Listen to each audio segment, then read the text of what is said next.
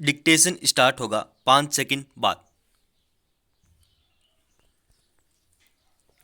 Start.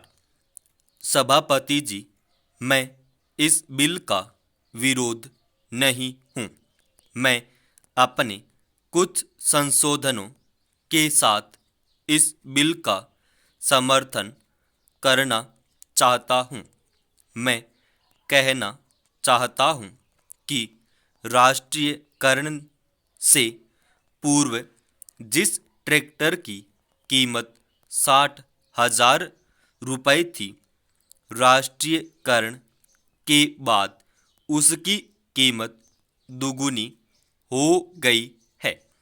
जब से यह काम सरकार ने अपने हाथों में लिया है, तब से ट्रैक्टरों के दाम बढ़ गए हैं। यही कारण है कि सरकार को इसमें इतना लाभ मालूम पड़ रहा है। ये मनमानी कीमत किसानों से वसूल कर रहे हैं। जितने दाम बढ़े हैं, उस हिसाब से तो इन कारखानों को करोड़ों रुपयों का लाभ होना चाहिए था। सभापति जी, माननीय सदस्य महोदय, मंत्री बनने से पूर्व जब अपना भाषण आरंभ करते थे तो बहुत तालियां बजती थीं, लेकिन मंत्री बनने के बाद हमने इनका उस तरह का भाषण नहीं सुना। आजकल तो जो सरकारी अधिकारी इनसे कहते हैं, उसे वह आसानी से समझ लेते हैं और अपनी बातें भूल जाते हैं। इसलिए इस बिल में मैंने जो संशोधन किया है, उसके द्वारा मैं चाहता हूँ कि यह जो इतनी बड़ी लूट किसानों की हो रही है, वह समाप्त हो। यह बिल 50 पेज का है, लेकिन किसानों को छोटे ट्रैक्टर मिलेंगे या बड़े ट्रैक्टर मिलेंगे, इस बात का कोई जिक्र नहीं है। सारे देश में कानून के द्वारा किसानों के पास छोटी छोटी जमीनें होती हैं, लेकिन ट्रैक्टर का कारखाना अभी तक बड़े ट्रैक्टर ही बना रहा है। ट्रैक्टरों के दाम भी बहुत बढ़ गए हैं। यदि किसानों को ट्रैक्टर खरीदने के लिए सरकारी कर्ज न मिले तो कोई किसान इतना महंगा ट्रैक्टर नहीं खरीद सकता। अभी तो ट्रैक्टर खरीदने के लिए 1-2 साल बाद ही किसानों की जमीन बिक जाती है, क्योंकि उन्हें सरकारी कर्ज वापस करना होता है। महोदय, यद्यपि मैं इस बिल का समर्थन करता हूँ, लेकिन मंत्री महोदय से यह कहना चाहता हूँ कि इस पर जनता की राय ली जाए। इसके साथ ही ऐसा बिल भी लाया जाए जिसमें यह विवरण हो कि ट्रैक्टर महंगा होगा या सस्ता होगा और उसमें किस प्रकार का इंजन होगा।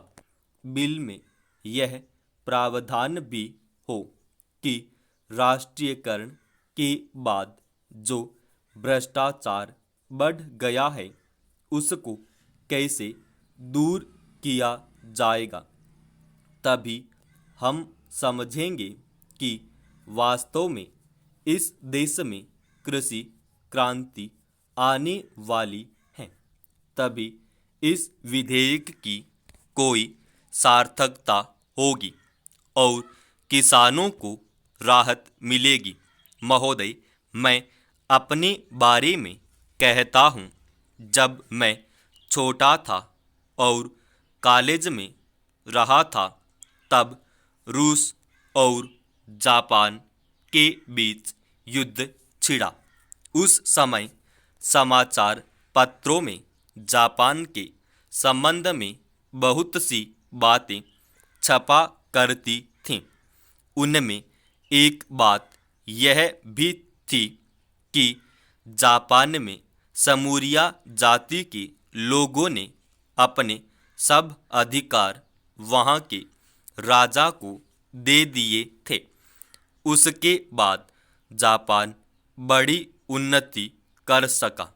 हम लोग यह पढ़कर आश्चर्य और सराहना करते थे।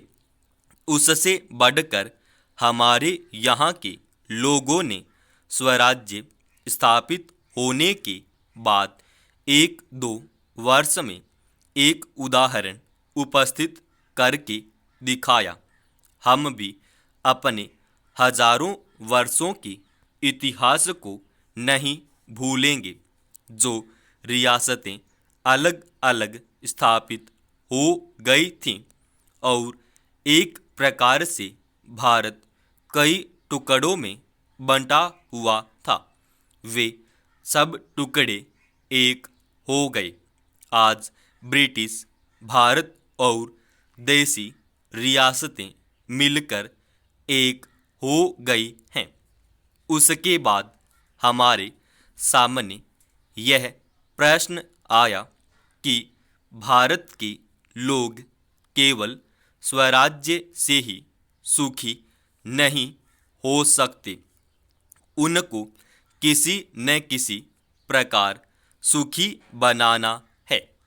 इस संबंध में सरकार ने अपनी ओर से प्रायः सभी राज्यों में जमींदारी और जागीरदारी उन्मूलन के कानून उपस्थित किए और वे कानून पास हुए। प्रसन्नता की बात तो यह है कि बहुत से स्थानों में कानून उन लोगों की स्वीकृति से तथा उन लोगों की सलाह से पास किए जिनकी जमींदारी और जागीरदारी समाप्त हो जानी थी। यह भी देश प्रेम का उदाहरण है। उन लोगों ने अपनी संपत्ति का त्याग इसलिए किया कि उससे सारे देश को लाभ पहुँचे। समाप्त।